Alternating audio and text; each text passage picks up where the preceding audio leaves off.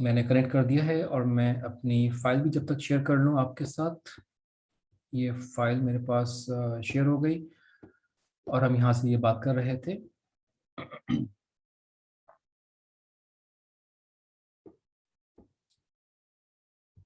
और ये पार्टिसिपेंट्स हमारे पास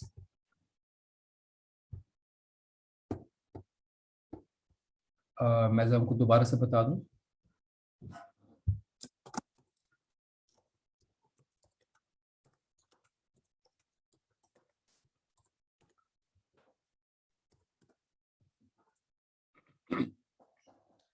अ,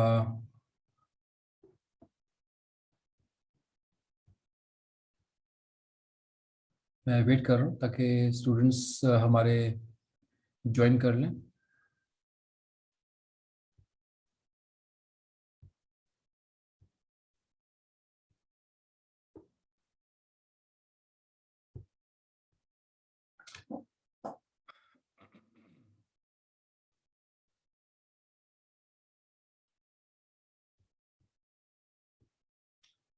मैं अभी तक वेट कर रहा हूँ ताकि हमारे स्टूडेंट्स हमें ज्वाइन कर लें।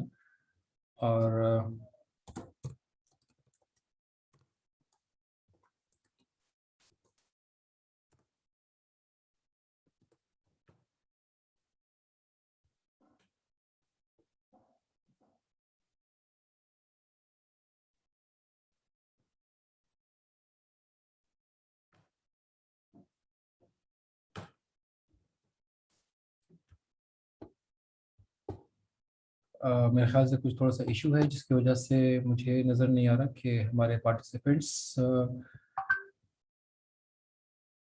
ओके, इन्होंने कहा कि ज्वाइन नहीं हो रहा है। ठीक है, मैं ओके ओके ओके ओके।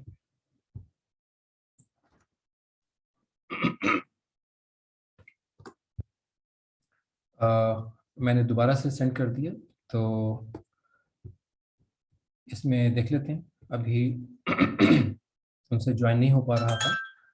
अ, जी, अब ये ज्वाइन होना शुरू हो गए, बिल्कुल ठीक है।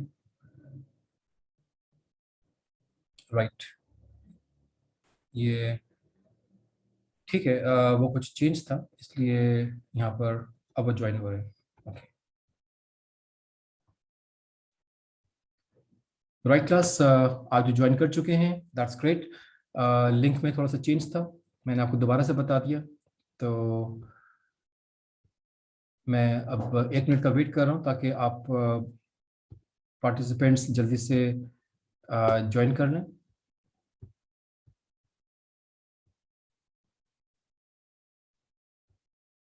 और फिर हम अपनी बात कंटिन्यू करते हैं।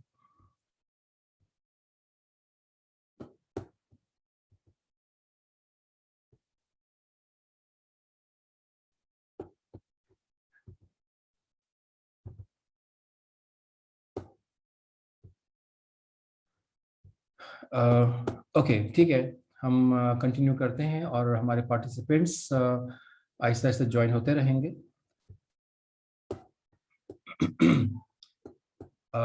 सो मैं आपसे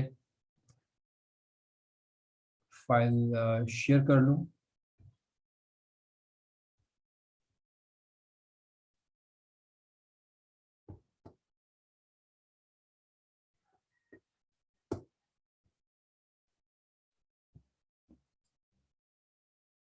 क्लास, आपको मेरी आवाज़ आ रही है? प्लीज़ मुझे बता देंगे।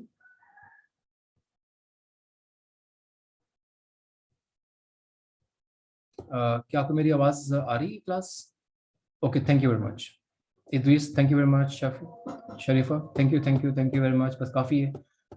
मैं आपसे फाइल अभी शेयर करता हूँ।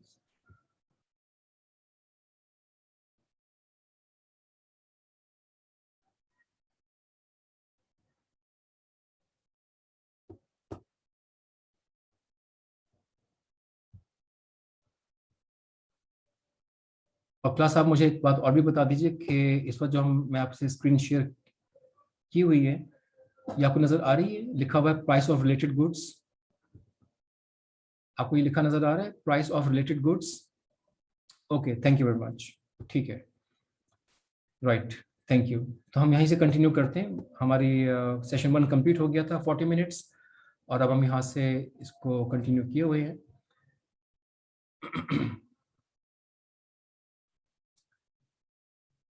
ये हमारे पास देखिए, जब आप यहाँ पे ज्वाइन करते हैं तो आपका व्हाट्सएप, ये जो भी आपका नंबर है, नाम है, वो यहाँ पर प्रॉपरली विजिबल होना चाहिए। आप यहाँ प्लीज देख लीजिए, जैसे आपके पास यहाँ पर एक स्टूडेंट नजर आ रहे हैं, उजी। ये कौन है? अगर प्लीज आप इसको अपने नेम को ठीक कर लीजिए। ये नाम जिनका भी है, इस नाम को प्लीज ठीक कर लीजिए। ठीक है, डिसकनेक्ट कनेक्ट करें और इसको अपडेट करें, कनेक्ट कीजिए और फिर आप कनेक्ट हो जाइए।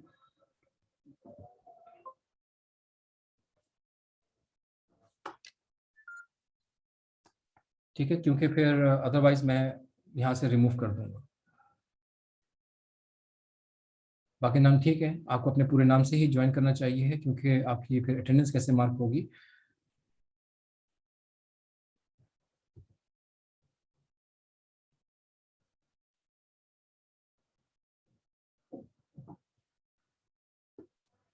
जी, मैंने आपको कहा, आपने शायद सुना नहीं, I am removing you.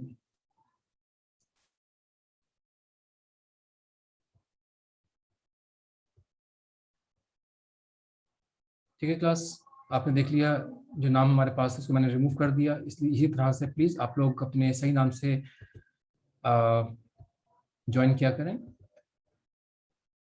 Otherwise problem शुरू हो जाती है।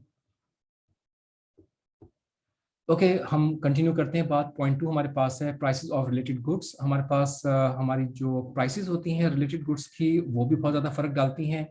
Changes in the prices of related goods generally shift the demand curve for a good.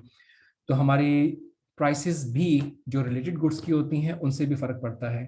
किस वक्त वो प्राइसेस ज़्यादा हो जाएं, कम हो जाएं। जैसे आपको मैं अभी कोल्ड ड्रिंक्स की एग्जांपल दे रहा था, तो बहुत सी दफ़ा कोल्ड ड्रिंक्स की प्राइसेस, किसी एक की प्राइस अगर कम हो जाती है तो डेफिनेटली लोग उसको ज़्यादा इस्तेमाल करना शुरू कर देते हैं। तो इसी तरह से हमारे पास और भी प्रोडक्ट्स होती हैं। जब भी, जैसे हम कभी कभी कहते हैं ना कि हम किसी सुपरमार्केट में गए या हमने बाजार में देखा कि हमारे पास ये इस पर्टिकुलर प्रोडक्ट की प्राइस पर कोई स्कीम आई हुई है। स्कीम का मतलब कुछ ऐसी बात आई हुई है कि अगर हम उसको इस इस टाइम में परचेज करेंगे या इतनी क्वांटिटी में परचेज करेंगे तो हमें वो चीज़ रियायत मिलेगी। तो डेफिनेटली हम उस चीज़ को परचेज करना शुरू करेंगे, और हम जो परचेज करते थे जनरली, हम शायद उसको परचेज नहीं कर रहे होंगे। तो इसलिए उन चीज़ों से फर्क पड़ जाता है। इसके बाद है many pairs of goods readily come in mind when we think of substitutes, chicken and beef, cars and trucks, raincoats and umbrellas. तो कभी कभी हमारे पास कुछ रिलेटेड गुड्स की प्राइसेस की वजह से भी फर्क पड़ता है। और वो फर्क ये होता है कि जैसे आपने देखा कि चिकन एंड बीफ, हमारे पास अगर बीफ जितने रुपए भी किलो मार्केट में मिलता है, अगर चिकन सस्ता होगा तो लोग ज़्यादातर चिकन खाएंगे। इसीलिए तो चिकन फार्मिंग इसलिए ज़्यादा की जाती है क्योंकि वो कंपैरेटिवली चीप होता है, ताकि लोग बीफ पर से लोड थोड़ा कम हो। इसी तरह से बहुत सी दफ़ा अगर हमारे पास बड़ी व्हीकल हो, जैसे कि हमारे पास एसयूवीज या जीप्स हो सकती हैं, तो उनकी जगह पे हमारे पास कार्स हो सकती हैं, और कार्स, सैलून कार्स की जगह पे हमारे पास हैचबैक कार्स हो सकती हैं। तो फिर हम उनको सस्ते की तरफ आ जाते हैं, ये हमारे पास ऑल्टरनेट बन जाते हैं। इसी तरह से अगर रेनकोट बहुत महंगा है तो हम अम्ब्रेला से काम चला लेते हैं। Not all goods are substitutes. In fact, an increase in the price of a good such as a computer software may lead consumers to purchase fewer computers at each price. हमें हमेशा हर चीज़ का alternate नहीं मिल जाता है, substitute नहीं मिल जाता है। अब अगर फॉर एग्जांपल आप यूनिवर्सिटी में पढ़ रहे हैं और आपको एक कंप्यूटर परचेज करने की रिक्वायरमेंट है, वैसे तो आजकल हमारे पास हर घर में ही कंप्यूटर होता है और एक से ज़्यादा कंप्यूटर्स हमें नज़र आते हैं बहुत सी दफ़ा। लेकिन अगर हम ये एज्यूम करें कि किसी घर में कंप्यूटर नहीं है और उन्होंने जो अपनी एजुकेशन स्टार्ट की, और एजुकेशन में रिक्वायरमेंट है कि कंप्यूटर होना चाहिए असाइनमेंट्स प्रिपेयर करने के लिए या रिपोर्ट्स प्रिपेयर करने और प्रेजेंटेशंस प्रिपेयर करने के लिए और लर्निंग करने के लिए। अब अगर कंप्यूटर्स की प्राइसेस डॉलर की वजह से, डॉलर का रेट ज़्यादा होने की वजह से या इम्पोर्ट कम या ज़्यादा होने की वजह से ज़्यादा हो गया और कंप्यूटर्स की प्राइस बढ़ गई, तो फिर क्या होगा? कि लोग उसी प्रोडक्ट का क्योंकि सब्स्टिट्यूट नहीं है तो उसको फिर कम परचेज करेंगे, जिसकी अफोर्डेबिलिटी नहीं होगी वो परचेज नहीं कर पाएगा। तो प्राइस से भी बहुत फर्क पड़ता है।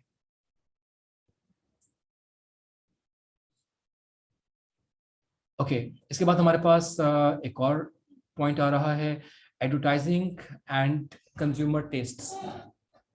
हमारे पास किसी प्रोडक्ट की डिमांड, क्योंकि हम डिमांड कर रहे तो डिस्कस कर रहे हैं, अगर प्राइस हमारे पास है लेकिन हम एडवर्टीजमेंट्स से और कंज्यूमर का टेस्ट बदलने से उसकी डिमांड में फर्क लेकर आ सकते हैं। Another variable that is held constant when drawing a given demand curve, आमतौर पर इसको हम कांस्टेंट रखते हैं ना, लेकिन यहाँ पे डिस्कस कर रहे हैं, is the level of advertising. And increasing advertising shifts the demand curve to the right. These types of advertising messages are known as informative advertising. ये आपको एडिशनली यहाँ पर बता दिया है कि इस तरह की जो इंफॉर्मेटिव एडवर्टीजमेंट्स होती हैं, एक प्रोडक्ट है वो तो है ही। फॉर एग्जाम्पल, अगर कोल्ड ड्रिंक्स की, अब आप कोल्ड ड्रिंक, आपको पता है कोल्ड ड्रिंक क्या चीज़ है, आप कहीं बाहर निकलते हैं, आपको प्यास लग रही है, आप घर में हैं, आपको प्यास लग रही है, कोल्ड ड्रिंक पीने को दिल चाह रहा है, आप कोल्ड ड्रिंक मंगवाएंगे और पी लेंगे। लेकिन अगर एडवर्टीजमेंट्स ज़्यादा आ रहे होंगे मीडिया पर, तो हमारे माइंड में हर वक्त ये होगा, यार कोल्ड ड्रिंक के ये ऐड आ रहे हैं, ये ऐड आ रहे हैं। इसका मतलब क्या है कि अगर मुझे ख्याल नहीं भी है कि मैं सिर्फ बिरयानी खा रहा हूँ तो बस मैं पानी के साथ खा लूंगा, अगर मुझे प्यास लगेगी तो पानी पी लूंगा, लेकिन मुझे ख्याल आ रहा है यार कोल्ड ड्रिंक, बार बार नहीं नहीं, बिरयानी के साथ कोल्ड ड्रिंक लेकर आऊँ, मैं बर्गर खा रहा हूँ कोल्ड ड्रिंक होनी चाहिए, पिज़्ज़ा खा रहा हूँ कोल्ड ड्रिंक होनी चाहिए। तो मुझे हर वक्त कोल्ड ड्रिंक की एडवर्टीजमेंट्स की वजह से मेरी डिमांड बढ़ रही है। अब मैं जब आमतौर पर कम पीता था या पीता ही नहीं था, लेकिन अब मैं पीना शुरू कर रहा हूँ। ठीक है, अब जैसे देखते हैं कि बहुत सी दफ़ा लोग टेलीविज़न देखते हैं और बहुत सी दफ़ा जब मूवीज़ देखते हैं या मैचेस देखते हैं तो पॉपकॉर्न्स भी खाते हैं, और फिर जब पॉपकॉर्न्स खाएंगे तो उनको प्यास लगेगी, तो फिर कोल्ड ड्रिंक। तो उन दिनों में आप देखते हैं कोल्ड ड्रिंक से एडवर्टीजमेंट्स कितने ज़्यादा आना शुरू हो जाते हैं, क्योंकि उनके रिसर्चर्स ने ये रिसर्च की भी होती है कि लोग किस वक्त ज़्यादा कोल्ड ड्रिंक इस्तेमाल कर सकते हैं। क्रिकेट मैचेस देख रहे हैं, कई घंटों तक बैठेंगे, तो इसीलिए उनके पास उस वक्त डिफरेंट टाइप के स्नैक्स, डिफरेंट टाइप के कोल्ड ड्रिंक्स और इसी तरह की चीज़ों की, फास्ट फूड वगैरह की, क्योंकि लोग ऑर्डर करते रहते हैं, उनको डिलीवरी मिलती रहती है घरों पर, होम डिलीवरी आपको पता है फूड पांडा की तरफ से, और भी कंपनीज हैं लेकिन फूड पांडा प्रोमिनेंट। तो इन चीज़ों के एडवर्टीजमेंट्स बढ़ जाते हैं। ठीक है, और फिर बहुत से लोग, बहुत सी कंपनीज अपने और भी एडवर्टीजमेंट्स लेकर आ जाती हैं। फॉर एग्जाम्पल कोई निशात लिनन है, अब उसका ताल्लुक मैच से नहीं बन रहा है, लेकिन उनको ये पता है कि हर तरह की एज के लोग मैचेस देख रहे हैं, स्पेशली यंग एज के लोग अगर देख रहे हैं, तो अगर हम अपने निशात लिनन की एडवर्टीजमेंट करेंगे तो ये उनको रिमाइंड रहेगा, इस वक्त मौका अच्छा है क्योंकि वो बैठ कर टीवी देख रहे हैं, हो सकता है अक्सर टीवी देखते ही ना हो, टाइम ही नहीं मिलता हो अपनी व्हाट्सएप और इंटरनेट की सर्फिंग और सर्चिंग की वजह से, तो अब ये बैठ कर देख रहे हैं, तो इसलिए इस वक्त यहाँ पर वो एडवर्टीजमेंट भी कर लो। तो इस तरह से बातें आती हैं, जो डायरेक्ट या इनडायरेक्ट आपके पास बातें हो सकती हैं, वो भी आ जाती हैं। तो एडवर्टीजमेंट से कस्टमर का टेस्ट भी चेंज हो जाता है। Advertising can also influence demand by altering the underlining taste of consumers. जो हमारा टेस्ट एक चीज को यूज करने का होता है, फॉर एग्जाम्पल आप के घर में फॉर एग्जाम्पल सब लोग एप्पल फ़ोन यूज़ करते हैं, लेकिन आपने देखा यार सैमसंग के या हुआवी के बहुत ज़बरदस्त एड्स आ रहे हैं, बहुत ज़बरदस्त इनके स्पेसिफिकेशन और फीचर्स हैं, तो इस दफ़ा ऐसा क्यों ना करो कि हुआवी या सैमसंग परचेज करके देखो। तो एडवर्टीजमेंट की वजह से आपने अपना टेस्ट भी चेंज किया। अब ये मतलब नहीं कि आपने सेलफोन यूज़ नहीं करते थे, यूज़ करना शुरू कर दिया, आप यूज़ करते थे और बहुत अच्छा यूज़ करते थे, आपकी फैमिली में तमाम मेंबर्स, लेकिन आपने सोचा कि नहीं सैमसंग को चेंज करके देखो। तो एडवर्टीजमेंट्स की वजह से that is influencing the change in your taste. इसके बाद फिर हमारे पास यहाँ पर एक और फिगर है 2.3, advertising and the demand for clothing. तो ये भी अभी आपको बता ही चुका हूँ, जैसे अभी जीन्स की बात हो रही थी या किसी भी तरह की हमारी क्लोथ्स। तो जैसे आप देखते हैं कि हमारे पास दो सीजन्स में एडवर्टीजमेंट्स बहुत ज़्यादा आ रहे होते हैं, और वो सीजन्स हमारे पास होते हैं, एक जो भी सीजन हमारे पास समर या विंटर स्टार्ट हो रहा होता है, तो तो उसमें हमारे पास क्योंकि लोग विंटर सीजन जब शुरू होता है तो विंटर क्लोथ्स, या समर सीजन शुरू होता है तो समर क्लोथ्स की तरफ ज़्यादा परचेजिंग के लिए जाते हैं, या फिर जब सीजन एंड हो रहा होता है तो फिर वो सेलर्स अपनी प्रोडक्ट को जल्दी सेल करके ताकि उनके पास कैश आ जाए और वो कैश को दूसरी प्रोडक्ट परचेज करने के लिए, सीजनल प्रोडक्ट्स परचेज करने के लिए यूटिलाइज करें, इसलिए बहुत सा दफ़ा वो क्लियरेंस सेल्स भी लगा देते हैं।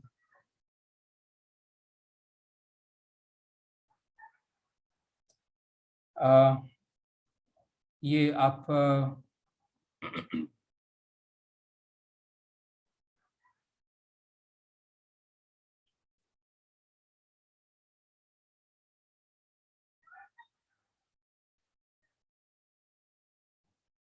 एक मिनट प्लीज वेट कीजिएगा, आप किसी क्लास वालों को मैसेज है कि वो कनेक्ट नहीं हो रहे, मैं उनको रिप्लाई दे दूँ।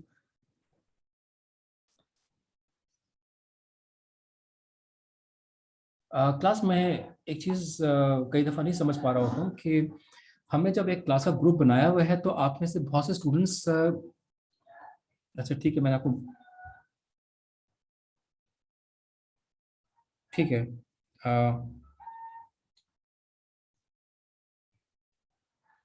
आपके जो बहुत से मैसेजेस आना शुरू हो जाते थे इसलिए मैंने उनको लॉक कर दिया था, ठीक है, इसी वजह से आपको प्राइवेटली करना पड़ता, ठीक है। अ, एक मिनट फिर वेट कीजिएगा प्लीज़।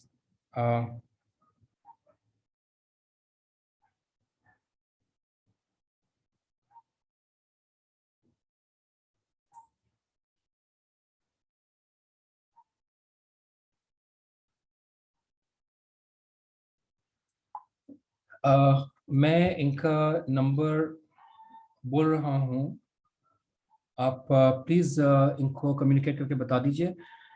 0305-260-3357। ये कह रहे हैं कि कम्युनिकेट नहीं हो पा रहा है, तो आप ज़रा इनको बता दें ताकि ये ज्वाइन कर सकें।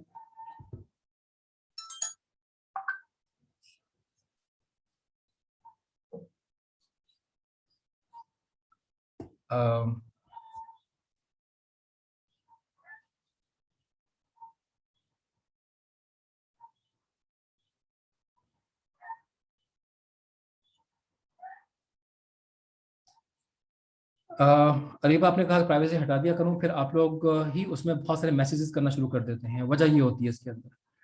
मुझे किसी तरह का ऑब्जेक्शन नहीं है, मैं तो कभी अपनी क्लासेस में लगाता ही नहीं हूँ, नॉर्मल डेज में भी नहीं लगाता, लेकिन फिर आपकी ही क्लास के स्टूडेंट्स उसमें इतनी ज़्यादा इतनी ज़्यादा कम्युनिकेशन करना शुरू कर देते हैं कि परेशानी हो जाती है। तो बहरहाल उनको मैंने बता दिए, अगर नहीं होगा तो फिर देखा जाएगा, अभी फिर उनकी हेल्प तो किसी और तरह से कर देंगे।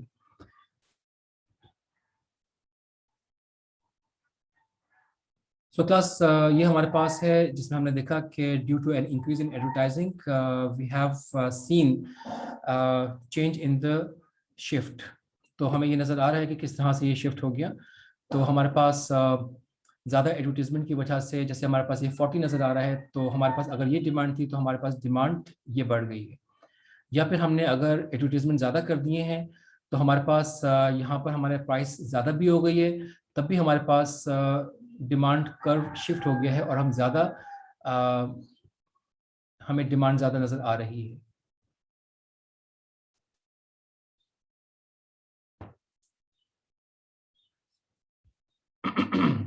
फिर आप ज़रा वेट करें 1 मिनट।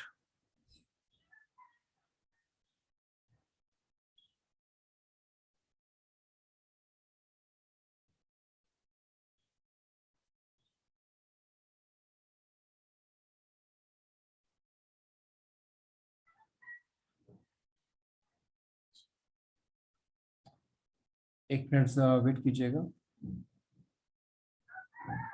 तला मलिक प्रेजेंट है क्या?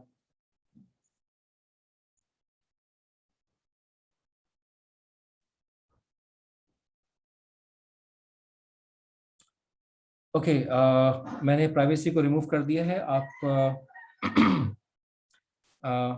इनको हेल्प कर दें, बता दें जो भी आपको बताना है।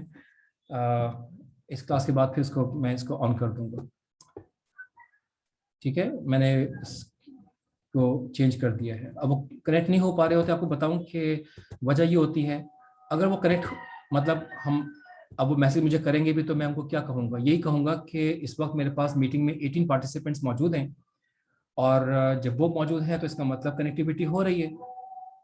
तो आप खुद बताएं ना कि मैं उनको मैं क्या बता सकता हूँ। मैं यही कह सकता हूँ कि वो दोबारा कनेक्ट करें या ऑफ करने के बाद दोबारा कनेक्ट करें।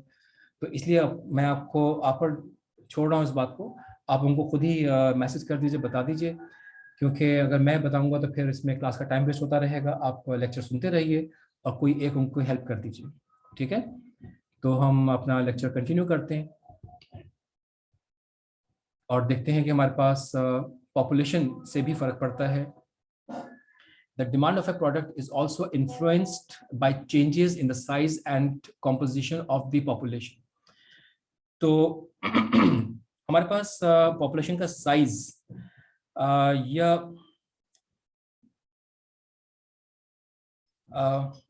हमारे पास पॉपुलेशन के साइज या उसके कॉम्पोजिशन से भी फर्क पड़ता है।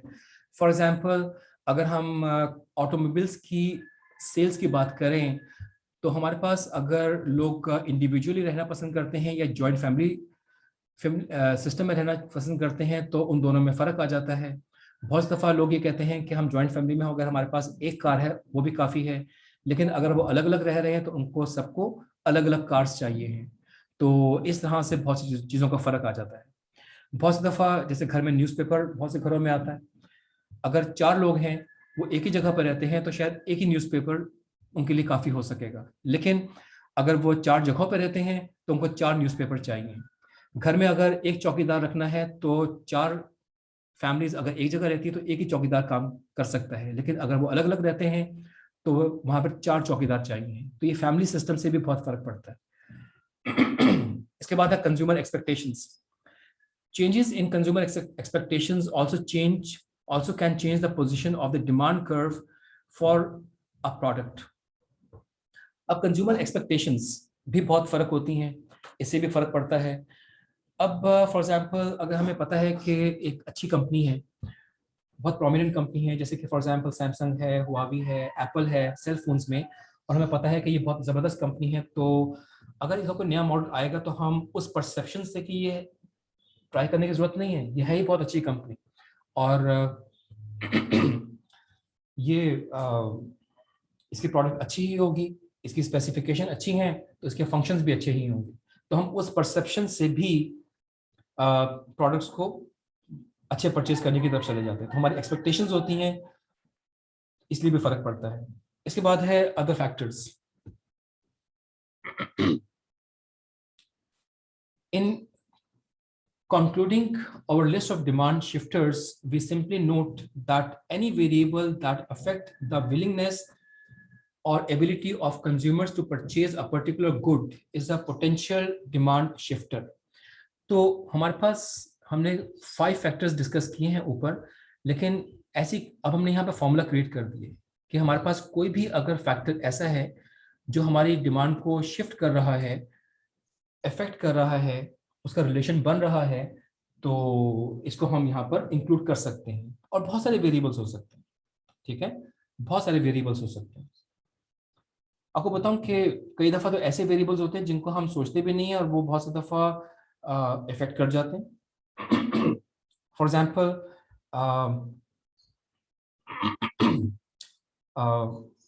किसी जगह पर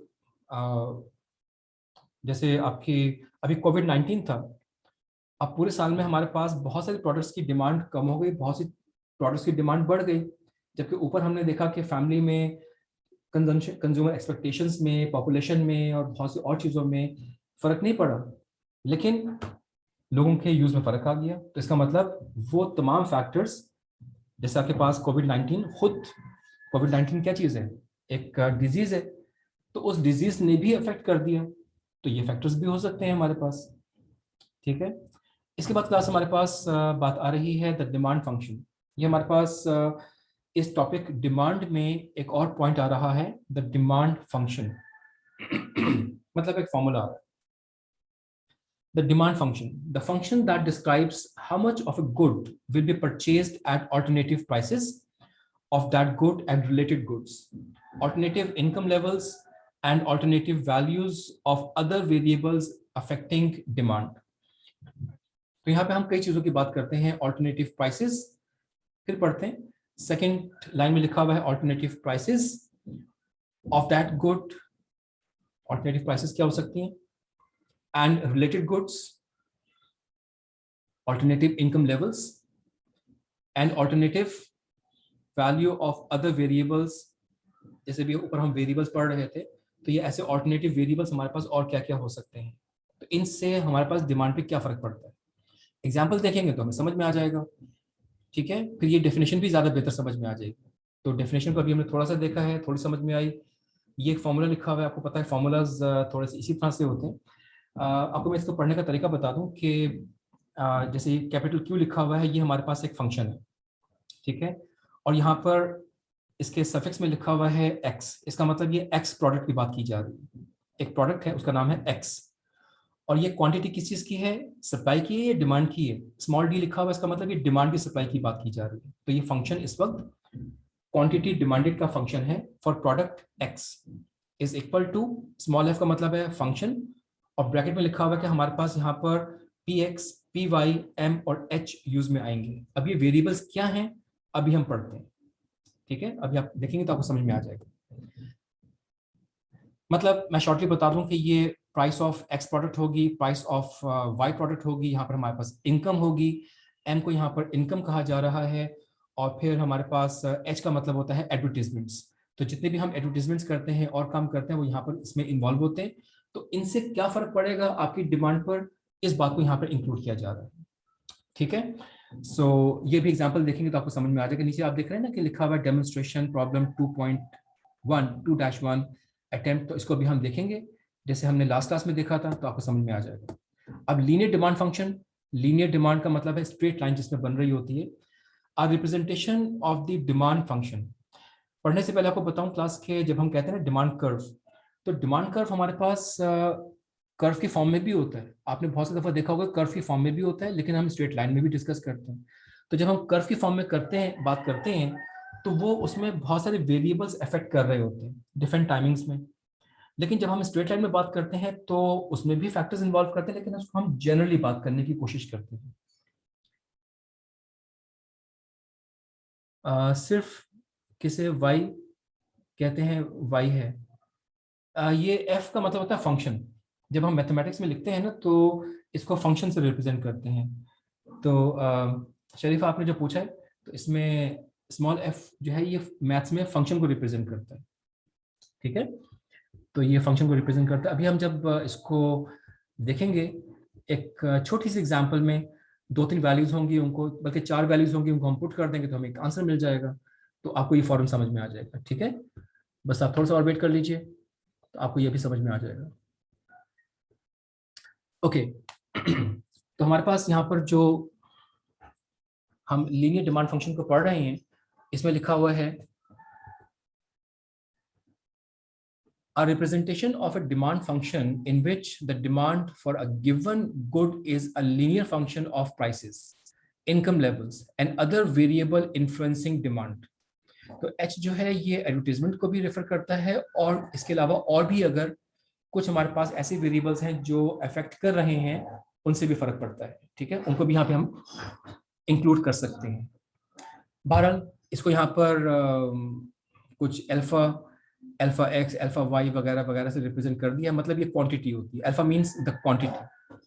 हम आगे चलते हैं। अब हमारे पास यहाँ पे लिखा है डेमोन्स्ट्रेशन प्रॉब्लम 2-1, तो इसको भी हम पहले पढ़ते हैं और फिर हम अगले पॉइंट को डिस्कस करते हैं, ठीक है। तो इसके लिए मैं इसको स्टॉप शेयरिंग कर रहा हूँ, और इसमें मैं स्क्रीन शेयर करने जा रहा हूँ आपसे।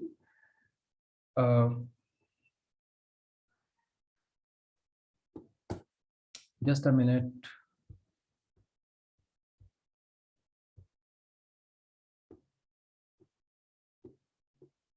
मैं 1 मिनट जरा ये बुक का ये एग्जाम्पल ओपन कर लूँ, फिर आपसे डिस्कस करता हूँ।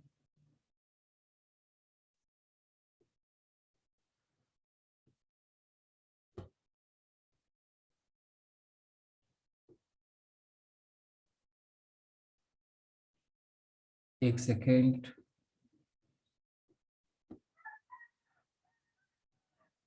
ओके, जी मैं आपसे इसको शेयर कर लूँ और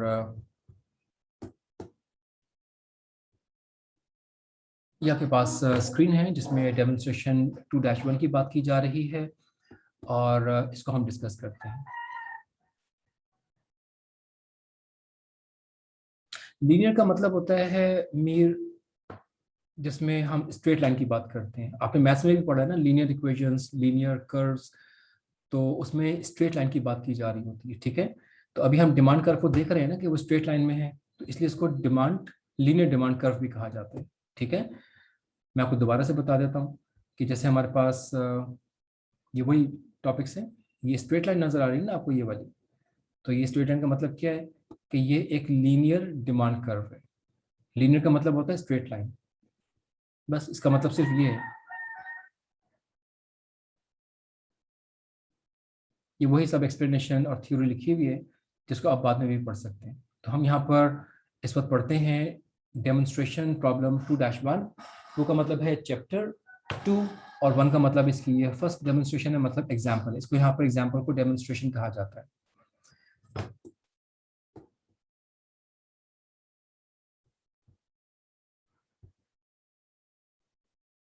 ओके, अब पढ़ते हैं। इसको मैं थोड़ा और जूम कर दूं।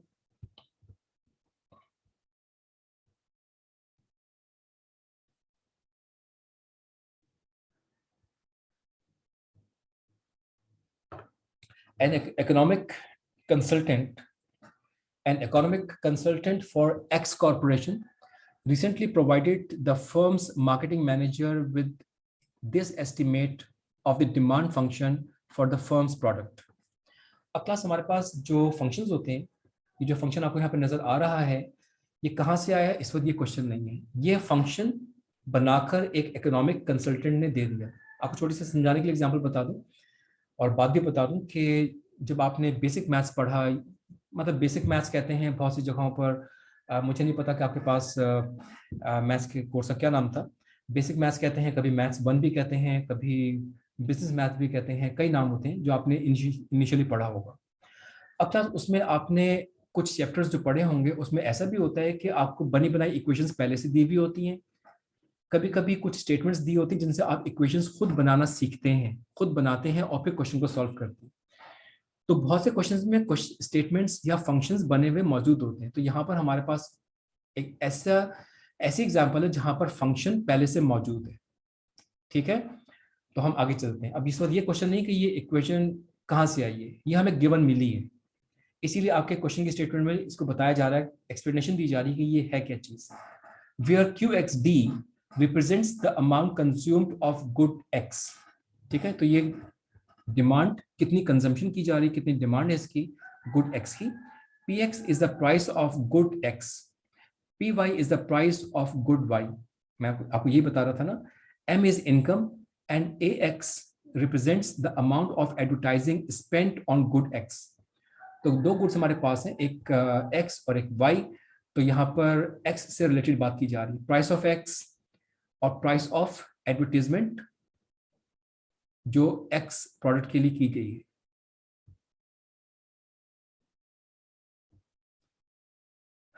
ठीक है, इसके बाद नेक्स्ट थर्ड लाइन में लिखा हुआ है, suppose good X sales for $200 per unit, ठीक है। हम साथ साथ देखते भी रहते हैं। तो नीचे जो हमारे पास सोल्यूशन है, तो यहाँ पर इसी में यहाँ 200 वैल्यू लिख दी गई, ठीक है। Good Y sales for $15 per unit, तो ये $15 के लिए यहाँ पर लिख दी गई है। The company utilises 2000 units of advertising, तो एडवर्टाइजिंग के, ये यहाँ पे एडवर्टाइजिंग की बात हो रही है, तो 2000 units.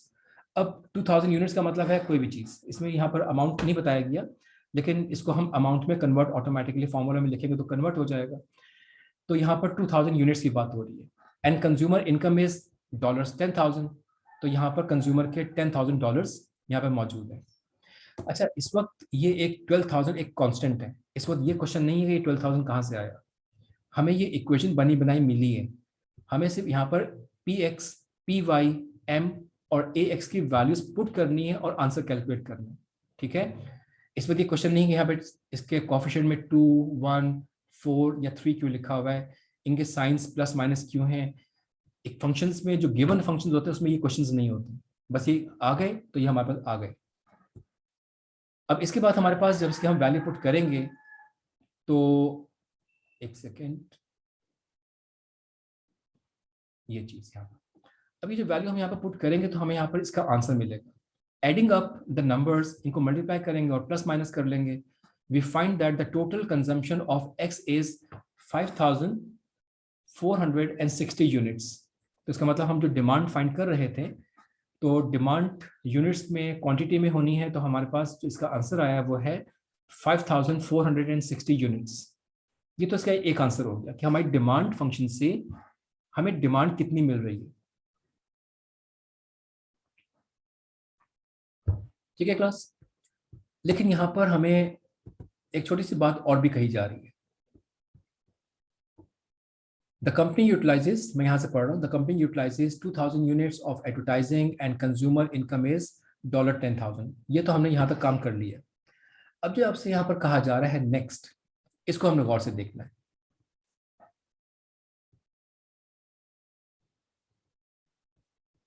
How much of good x do consumer purchase, ठीक है।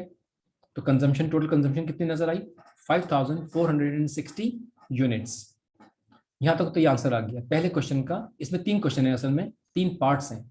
तो फर्स्ट सेंटेंस का आंसर हमने कैलकुलेट कर लिया। नेक्स्ट हमारे पास है our goods X and Y substitutes और कॉम्प्लीमेंट्स। अब ये पूछा जा रहा है कि ये जो एक्स और वाई प्रोडक्ट्स हैं ये सब्स्टिट्यूट प्रोडक्ट्स हैं या गुड या कॉम्प्लीमेंट्स हैं। इसके लिए आपको यहाँ पर ये बताया जा रहा है एक्सप्लेनेशन में, adding up the numbers we find that the total consumption of X is 5460 units. ये पार्ट 1 का आंसर हो गया पहले सेंटेंस का। अब यहाँ से सेंटेंस 2 का आंसर शुरू हो रहा है। Since the coefficient of P Y, price Y, the coefficient of price Y in demand equation is 4 greater than 0। ये जो 4 है ये ग्रेटर देन 0 है। ये जो 4 आपको लिखा नजर आ रहा है ये ग्रेटर देन 0 है। We know that as $1 increases in the price of goods Y, अगर इसकी प्राइस में $1 बढ़ जाएगा मतलब ये 15 की बजाय 16 हो जाएगा, will increase the consumption of good X by 4 units। तो अगर हम यहाँ पर इसको 4 से बढ़ा देते हैं तो हमारे पास X यूनिट्स में क्या फर्क पड़ेगा, ये आप कैलकुलेट बाद में करके देखिएगा क्योंकि यहाँ पर कुछ प्लस माइनस हो रहे हैं ना। तो जब आप यहाँ पर इस 15 को 16 कर देंगे तो कितने यूनिट्स का फर्क पड़ेगा। आपको सिंपली बता दूं कि हमारे पास ये जो आंसर आ रहा है ये आ रहा है क्वांटिटी ऑफ एक्स डिमांडेड। बात क्लियर हो रही है ना।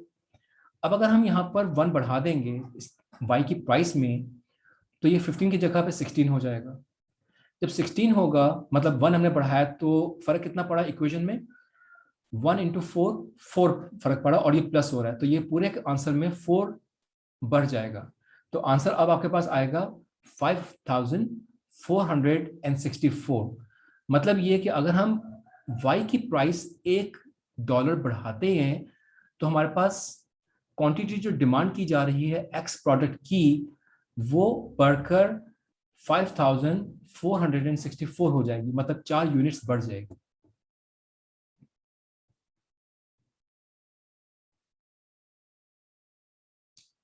आसिफ आपने कहा है सर लाइट जाने की वजह वाली है इसलिए मैं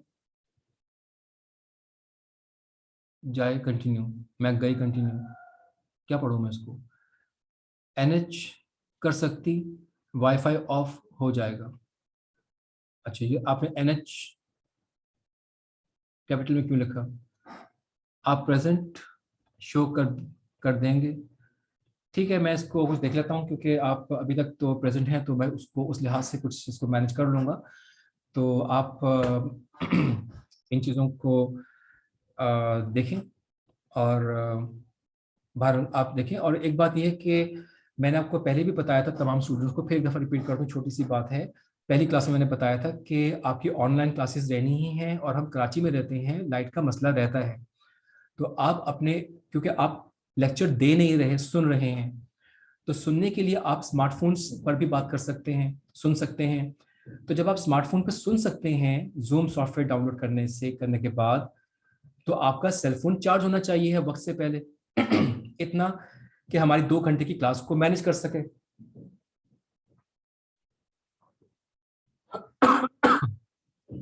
और इसी तरह से मैंने आपको एक और बात भी बताई थी कि आप अपने घर में वाईफाई कनेक्शन यूज करते हैं, जाहिर है बहुत अच्छी बात है, लेकिन आपके ऑनलाइन क्लासेस के लिए जब लाइट जाने से वाईफाई ऑफ हो जाता है, तो आप अपने सेल कंपनी का डेटा कनेक्शन कोई पैकेज छोटा सा ले लें।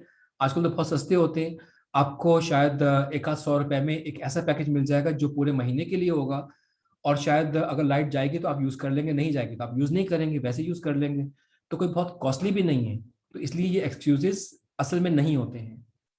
ठीक है आसिफा, आपने जो कहा है कि ये ऐसा कुछ लाइट जाने वाली है, आप अटेंड नहीं कर सकेंगी, तो असल में ये एक्सक्यूजेस कंसिडर नहीं किए जाते हैं ऑफिशियली। तो आप सभी लोग इन चीज़ों को मैनेज करें, ठीक है। तो रिकॉर्डेड लेक्चर से मिल जाते हैं, लेकिन आपकी अटेंडेंस बहुत इश्यू है, क्योंकि देखिए, एक होता है मेरी तरफ से मैं कर दूंगा, लेकिन जब कंसर्न मैनेजमेंट डिपार्टमेंट के लोग इन चीज़ों को देखते हैं, तो वो कहते हैं कि जब आपको ऐसे कहा गया था तो फिर आपने ऐसा क्यों किया। तो फिर वहाँ पे एक प्रॉब्लम शुरू हो जाती है। तो उसके लिए मैंने आपको सोल्यूशन बता दिया है कि 100-100 रुपए आप एक्स्ट्रा खर्च कर लें, तो आपके पास एक छोटा सा पैकेज मिल जाएगा जो पूरे महीने के लिए होगा। तो उस पर आपका काम बहुत बहुत जबरदस्त आसानी से हो जाएगा। ठीक है, तो अभी चले, एक बात हो गई है, लेकिन आसिफा आप नेक्स्ट टाइम से इंशाल्लाह कर लेंगी, तो इंशाल्लाह आपको ये प्रॉब्लम होगी ही नहीं। आप खुद भी बहुत कम, आप ना पता है मेंटली खुद भी कंफर्टेबल होते हैं। नहीं तो आपको भी परेशानी हो रही होती है कि पता नहीं क्या बात बता दी जाएगी, सर क्या बताएंगे, ये होगा वो होगा। तो इस तरह से प्लीज आप लोग अपने आप को मेंटली भी बहुत सुकून में रखें। बहरहाल हम आगे चलते हैं। क्लास आपको ये समझ में आ गया ना कि इस इक्वेशन में अगर हमने 15 को 16 कर दिया, तो हमारे पास 4 से मल्टीप्लाई होके 4 ऐड हो जाएगा आंसर में, तो हमारा आंसर थोड़ा बढ़ जाएगा। ठीक है, इसके बाद फिर हमारे पास एक और क्वेश्चन किया जा रहा है, इज गुड